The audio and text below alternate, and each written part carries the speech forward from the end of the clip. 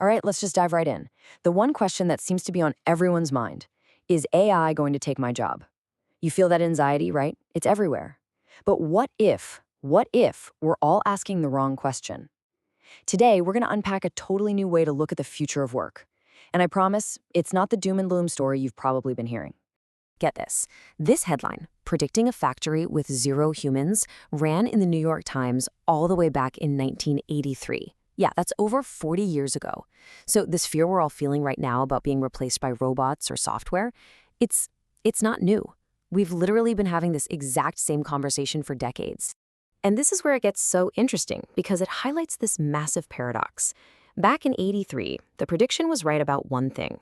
Automation was definitely coming. But it was completely wrong about who would be hit first.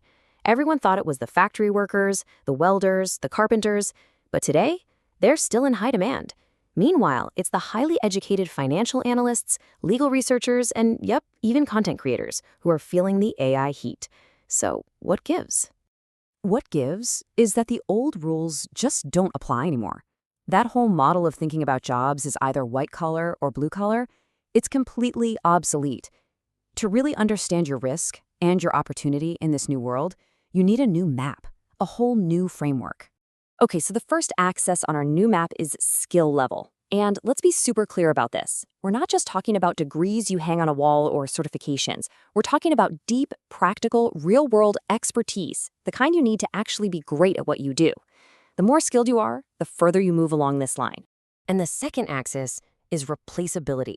The easiest way to think about this is some jobs are like following a recipe from a cookbook, you know? The steps are all laid out, and pretty much anyone with some basic training can follow them. Those jobs, highly replaceable. But then there are the jobs where you're not following the recipe. You're the chef who writes the whole cookbook. That takes a totally different level of creativity and insight. That is irreplaceable. So when you put skill level and replaceability together, you get this, a 4-quadrant matrix. This right here is our new map for the future of work. Every single job, and I mean every job, fits somewhere in one of these boxes. And the most important question you can ask yourself right now is, okay, where do I fit? So let's quickly break them down. You've got Quadrant 1, the sleeping giant. Think jobs like plumbing, safe for now. Quadrant 2 was the first wave, where early automation took over routine stuff. Quadrant 4 is the goal, the safe harbor. These are the highly skilled, irreplaceable roles we all want. But the quadrant that's causing all this anxiety, the one we really need to focus on, is Quadrant 3, the danger zone. And honestly, this might be the most crucial point of this whole explainer. The real danger zone today isn't for low-skilled workers anymore. It's for highly skilled professionals whose expertise can now be copied and scaled by AI. The entire game has changed, and just being skilled isn't the safety net it used to be. It's just not enough anymore. And if you need proof, just look at the numbers. They're kind of staggering. Meta's stock shoots up an insane 194% while laying off 21,000 people.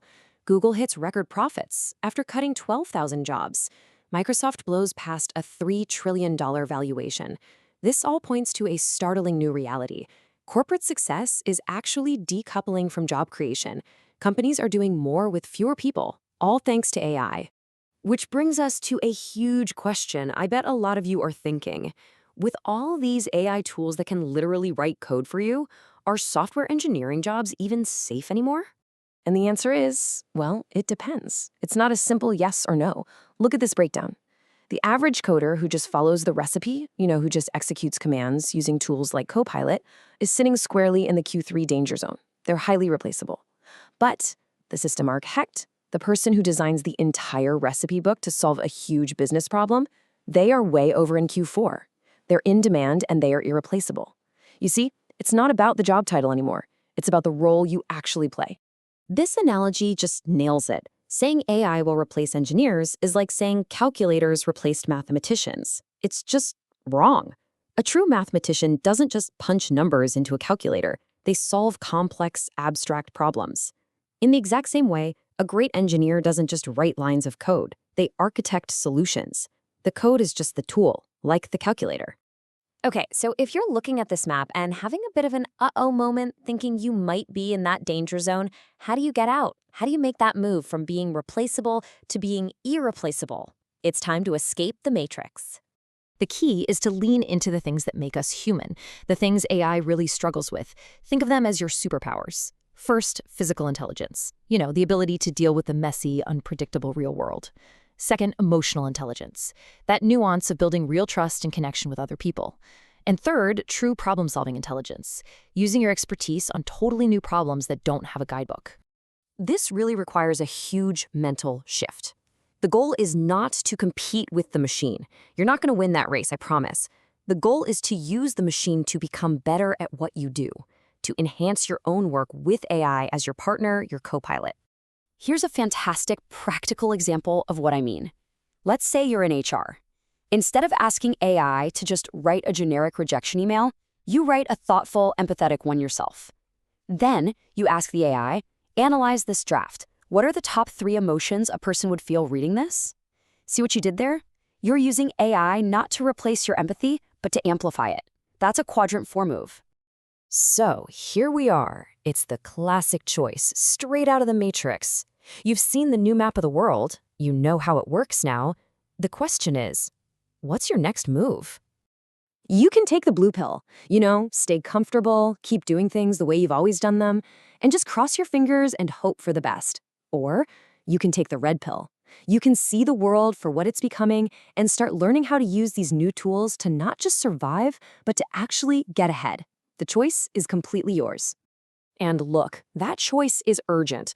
The World Economic Forum predicts that 85 million jobs will be displaced by automation by 2025. 85 million. That is a massive number, and it should be a wake-up call for all of us. But, and this is a huge but, that same report says that 97 million new jobs will be created in that same period. 97 million. The opportunity is actually bigger than the threat. The world isn't running out of work, it's just creating new kinds of work. So how do you get one of those new jobs? You can start today, right now, with 2 really simple steps. Step 1, learn faster. Start treating AI like your own personal research assistant. Get it to summarize long articles, explain complicated ideas, whatever you need to speed up your learning. Step 2, automate smarter. Think about your job right now.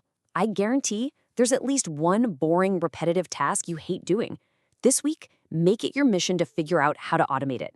It doesn't have to be perfect. Just the act of trying is what builds the skill. Start small, but you have to start now. And if you need a little motivation, just remember this story.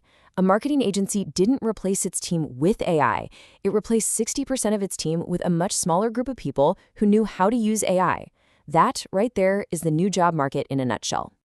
And that really brings us to the single most important takeaway from all of this. I want you to let this one really sink in.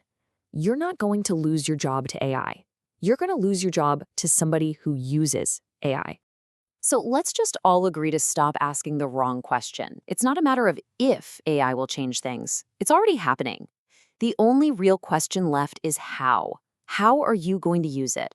The future of work isn't something that's just happening to us. It's something we all get to shape. And the question is, how will you use these tools to build your future?